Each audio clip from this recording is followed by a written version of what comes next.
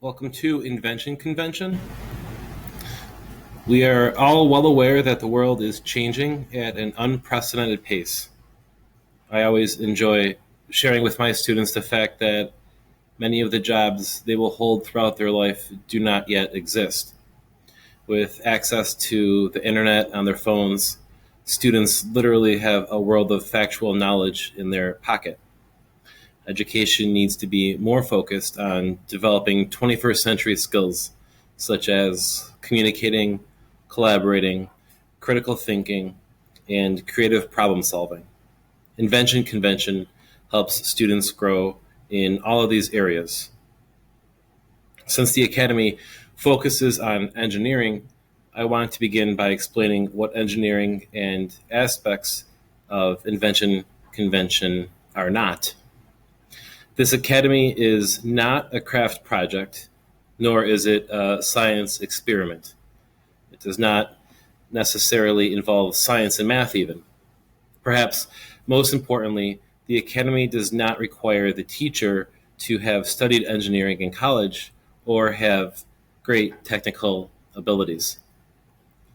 Engineering is a process of solving problems. First, the problem is analyzed and understood. Limitations and constraints are considered. Second, possible solutions are brainstormed and discussed among the collaborating partners.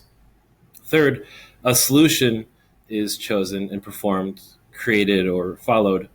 Once the solution is completed, it's tested to see if it truly does solve the problem while meeting all the criteria.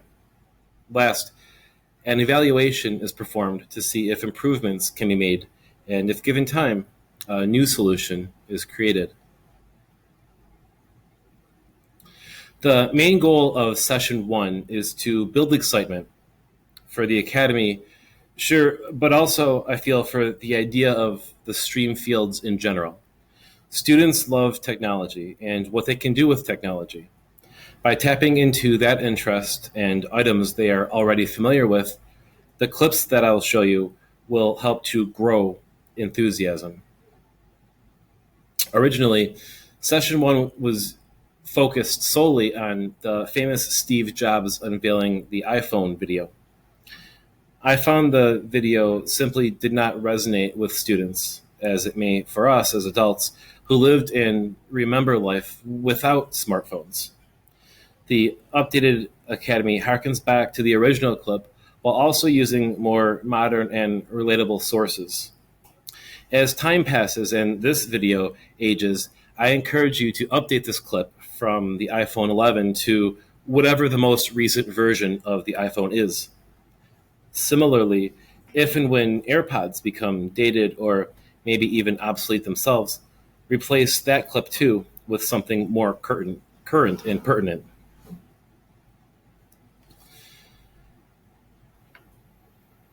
The links to the support websites are on this slide here, and I have them queued up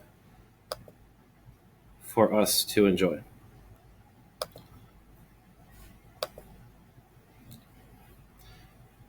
Again, this is one of the first videos that I would play for the students after introducing the importance or the goal for the Academy.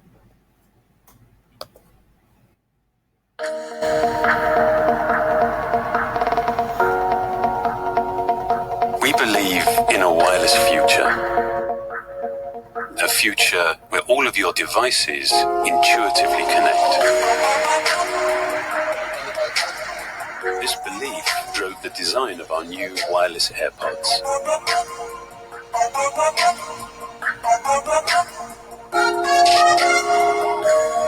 They have been made possible with the development of the new Apple-designed W1 chip.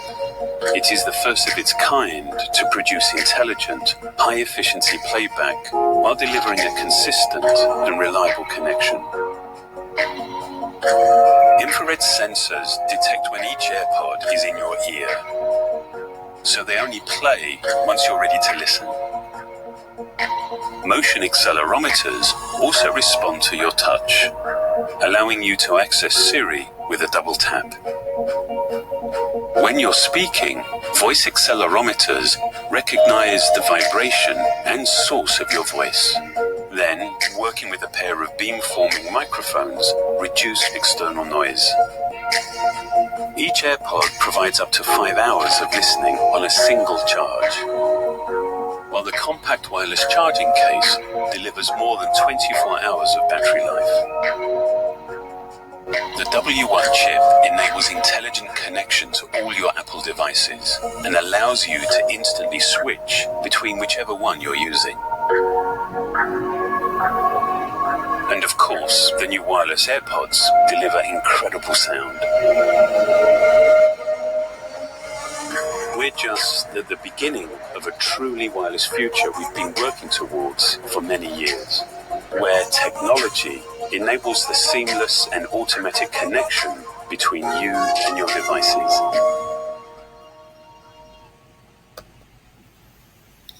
We decided to include the AirPod trailer because it serves as an example of how inventions can piggyback or spring out of other inventions. The original iPhone ultimately spawned the creation of AirPods and the use of AirPods. Also, it's a great video to include for our students because they remembered listening to music or using their phones without the wireless AirPods. So I think it's definitely more relatable for our students. Also, the climate change video that we're about to watch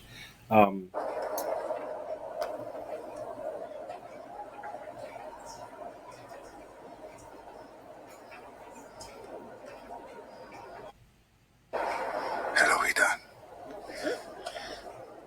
What a beautiful name. It means magic. You don't know us. You won't understand what we're about to say, but one day, Idan, you will. Because we want to make you a promise. We want to be held to it. And every year for years to come, we'll remain committed to it. A promise between you and us and the planet.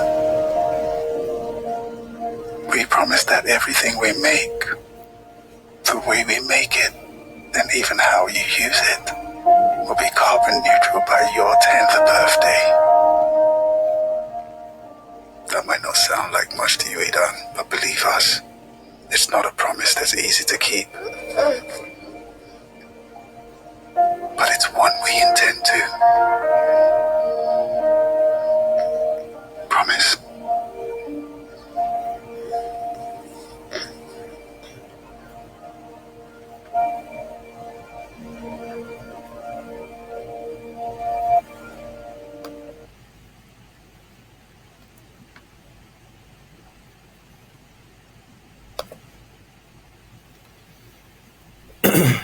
As a company at large, the scope and reach of Apple has extended far beyond the company that launched the iPhone and existed successfully even before the iPhone. Numerous versions of the iPhone and auxiliary inventions later, the inventiveness of Apple also led to this environmentally responsible promise. This is another example, a terrific video to share with students, as it will not only garner interest in student buy-in, but it may also inspire student ideas for inventions of their own. Apple are marketing geniuses, and it only makes sense to try to piggyback and borrow some of the appeal that they inspire from their consumers to help inspire our students. Session 2 focuses on researching inventors and how learning to brainstorm. The Who is Inventive document and the brainstorming poster are important documents to have on hand to review and also to discuss with students. The original Academy guide optimistically stated that most students do complete the Session 1 homework and come prepared to discuss their inventors as an anticipatory set type activity for Session 2. However, my personal experience suggests otherwise, and I've had to use a few minutes in session 2 to have students familiarize themselves with inventors and characteristics of inventors before having the small discussions of the inventors to kick off session 2. The brainstorming process needs to be explicitly modeled for the students. I feel that many students are so conditioned to search for the right answer and thirst for that ability to locate and then regurgitate correct responses. These same students may not be quite as used to the freedom to make mistakes or the freedom to be wrong. We're helping to grow our students in this sense as academic risk takers. It's an essential characteristic if our students will be successful in this academy and if our students will mature as students and continue to be successful in life outside the academy and outside of school. This brainstorming poster is a slide in the PowerPoint presentation.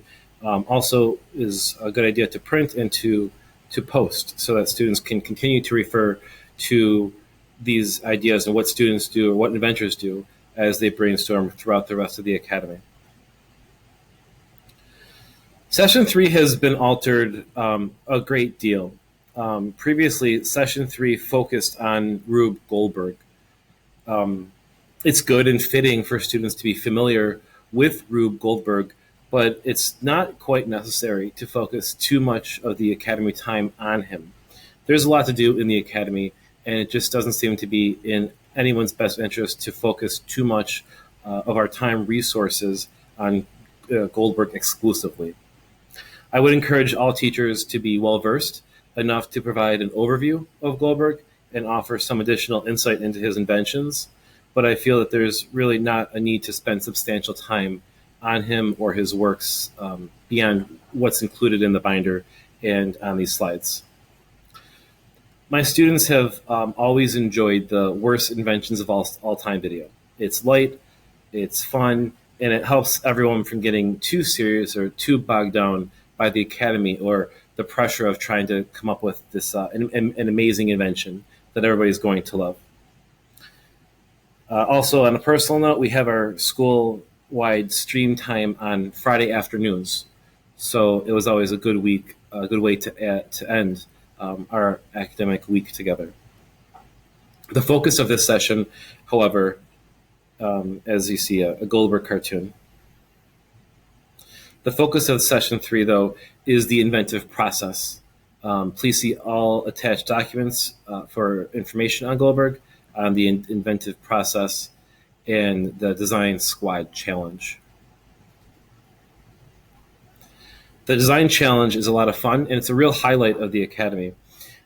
It's really important to choose the perfect student volunteer to play along. In our school, we had a poor student who was on crutches himself at 2 different times during the school year before we began our spring session last year. So when he came into the room on crutches, nobody was surprised, and it worked really well for the little skit that's described in the binder.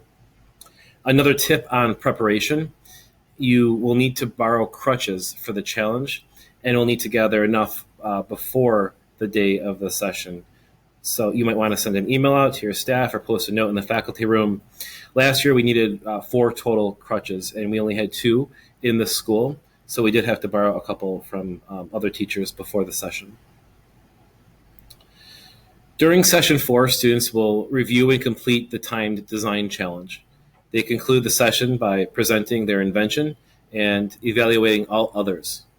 Before the session, it would be a great idea to review the characteristics we've been focusing on all Academy long, those of cooperation, collaboration, and support, and most definitely not those that may be negative or unsupportive. After evaluating the design challenge in session 5, students will discuss the dynamics of working as a team and then explore accidental inventions. The accidental inventions link is another fun resource that students enjoy and are surprised to learn about. Session 5 concludes with the forced association activity. Again, it's very important to review all documents and be very well prepared for this activity. In my experience, some students really get into the activity and they love participating, while others become frustrated and overwhelmed. It would be a great idea to encourage creativity, fun, and collaboration while stressing that there is no wrong answer. There is no incorrect answer. In this activity, we are leaving our comfort zones and having fun with the inventive and the creative processes. Before dismissing students, remind them to bring junk drawer items into school for next session. Please see page 44 in the Academy binder for more information on these items. Also, I strongly encourage you to either bring items from home in or see what the art room has on hand. When I've taught the course, we had a great deal of resources that we borrowed from the art room. Items that the art teacher was not going to use, and items that we were able to use to supplement the materials, because not all students will come prepared. And also, not all students have the same access to the so-called junk drawer items.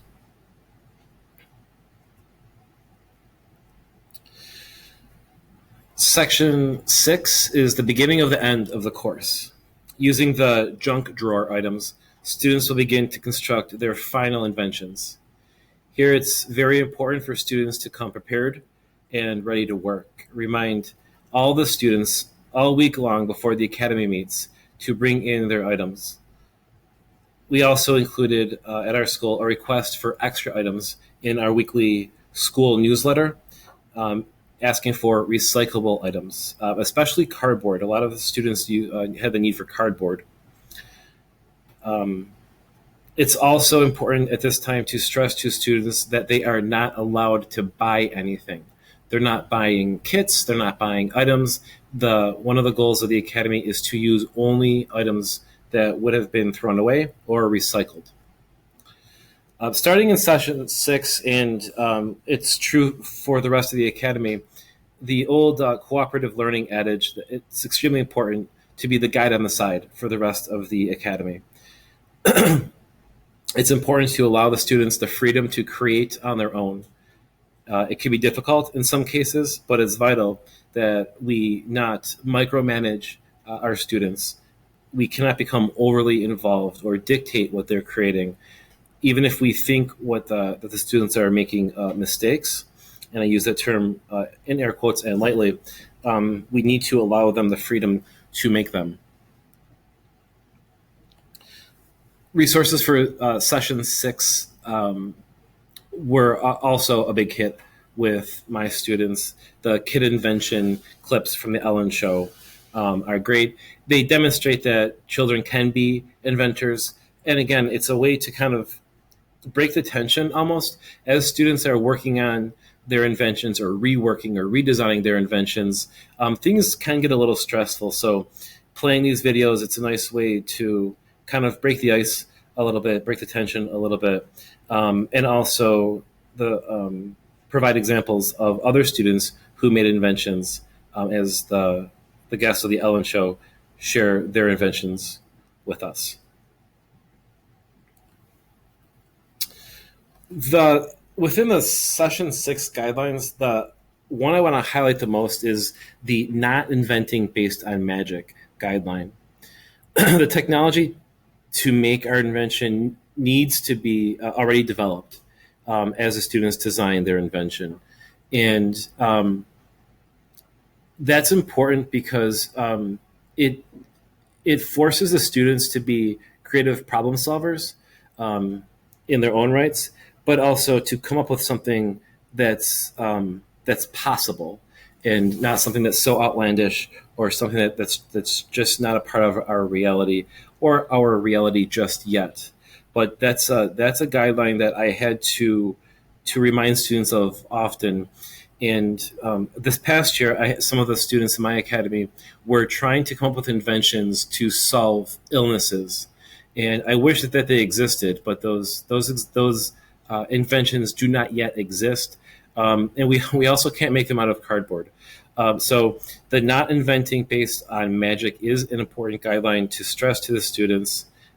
as they come up with their own items to present at the end of the course.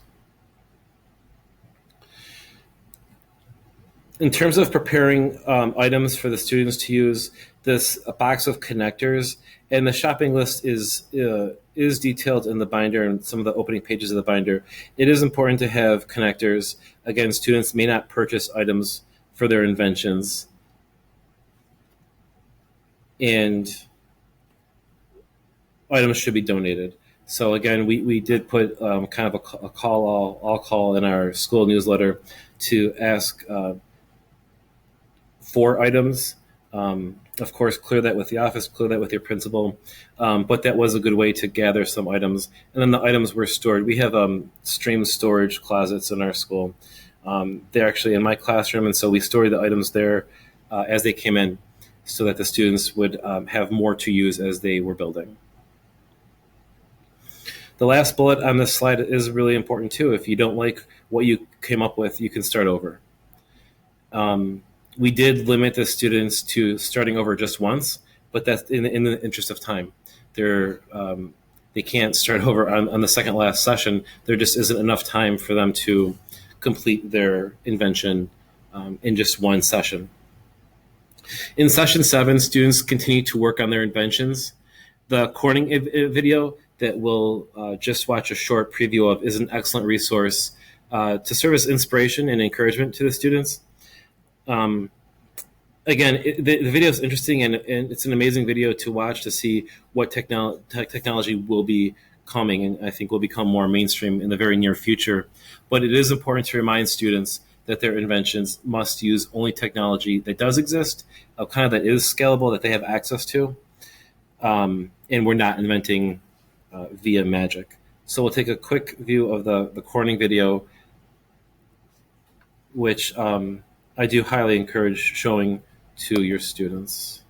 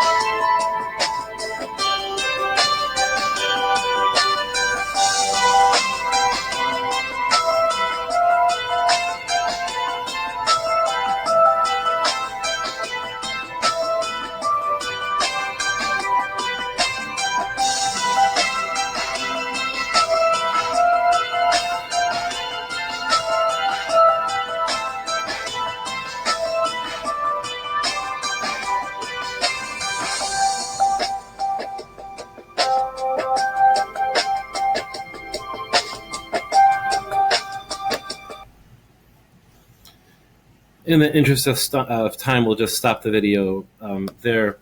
We can see from devices that we already have early versions of the technology that Corning is advertising in their trailer.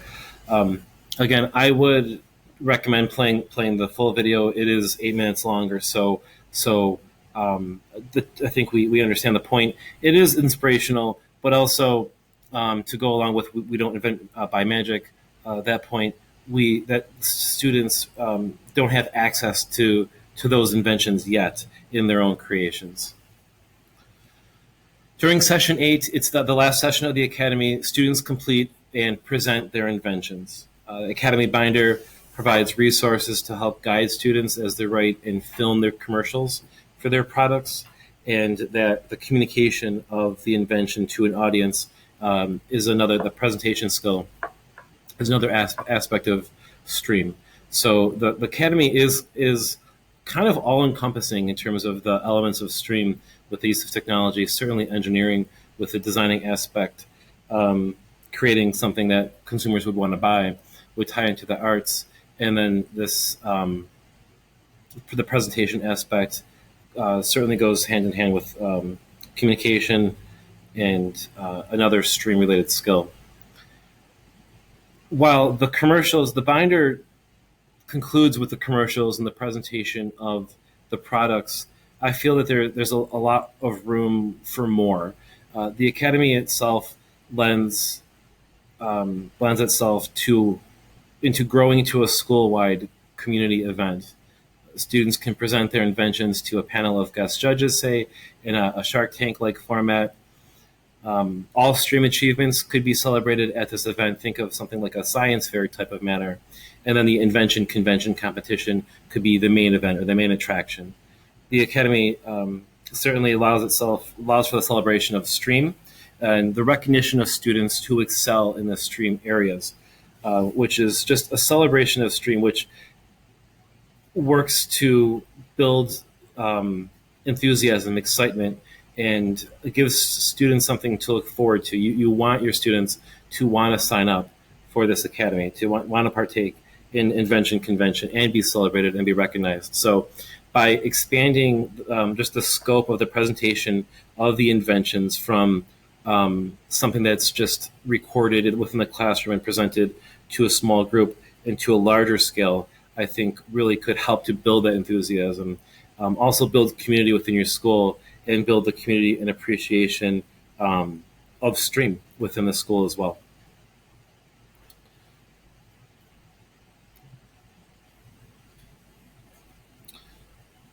The last few slides of this presentation do provide suggestions for students. So these are the slides when the binder asks you to queue up this presentation. These are the slides that are being referred to. And that's it. That's Invention Convention. I thank you for your interest in the Academy, and I do look forward to speaking with anybody who is interested at our Zoom meeting at the end of the month. Thank you very much.